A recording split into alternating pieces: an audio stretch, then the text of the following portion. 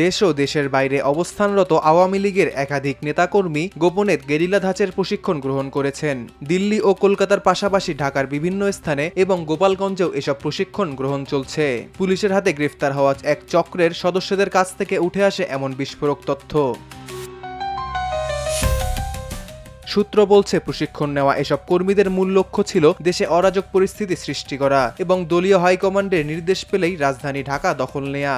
এই লক্ষ্যে একটি মাস্টার প্ল্যান অনুযায়ী হাজার হাজার কর্মীকে তালিকাভুক্ত করে অনেকেই ইতোমধ্যে প্রাথমিক পর্যায়ের প্রশিক্ষণ সম্পন্ন করেছেন। প্রশিক্ষণপ্রাপ্তদের মধ্যে রয়েছেন অবসরপ্রাপ্ত সরকারি কর্মকর্তা কর্মচারী এবং নিষিদ্ধ ছাত্রলীগের সাবেক নেতারাও। ৮ জুলাই রাজধানীর একটি কনভেনশন হলে প্রায় ৪০০ জনকে প্রশিক্ষণ দেওয়া হয়। সেখানে সরকার বিরোধী নানা স্লোগানও দেয়া হয়। এরপর ১৩ জুলাই আইন শৃঙ্খলা বাহিনীর একাধিক ইউনিট রাজধানী সহ বিভিন্ন এলাকায় অভিযান চালিয়ে দুজনকে গ্রেফতার করেন।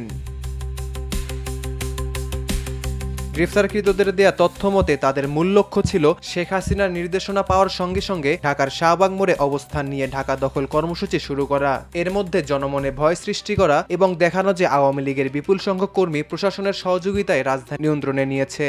এই পরিকল্পনার শেষ পর্যায়ে শেখ হাসিনাকে ভারত থেকে দেশে ফিরিয়ে আনার পদক্ষেপও নেয়ার কথা বলা হয়। ঢাকা মহানগর গোয়েন্দা পুলিশের গুলশান বিভাগের উপকমিশনার কামরুল হাসান জানান, তদন্ত এখনও চলমান, এ বিষয়ে বিস্তারিত জানাতে সময় প্রয়োজন। তিনি বলেন, এই তদন্তে শুধু ডিবি নয়, আরও কয়েকটি গোয়েন্দা সংস্থা কাজ করছে।